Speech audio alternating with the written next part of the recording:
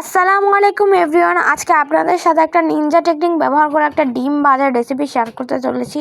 তো তার জন্য আপনারা দেখতে থাকুন এই ডিম ভাজার রেসিপিটি।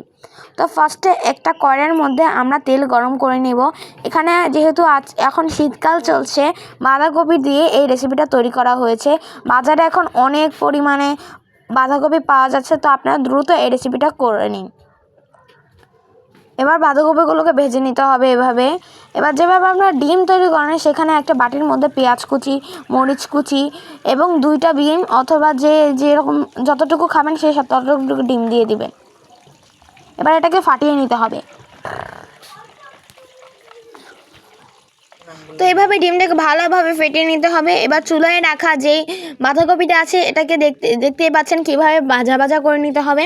এবার এখানে আমরা দিয়ে দিব সেই ডিমটা, একদম ছড়িয়ে ছিটিয়ে ভালোভাবে দিয়ে দিতে হবে ডিমটাকে। দেখতেই পাচ্ছেন কীভাবে ডিমটাকে দিতে হবে।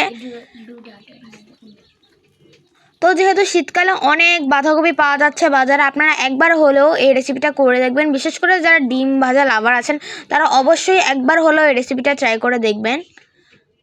তো আমি বলবো যারা যারা আমাদের এই ভিডিওটাতে এসেছেন, এতটুকু পর্যন্ত এসেছেন, তাদেরকে অসংখ্য ধন্যবাদ। তারা আমাদের শাহনাজ কুকবুক চ্যানেলকে লাইক এবং সাবস্ক্রাইব করে পাশে থাকবে।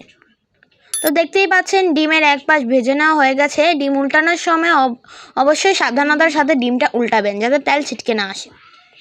দেখতেই পাচ্ছেন কি সুন্দর লাগছে।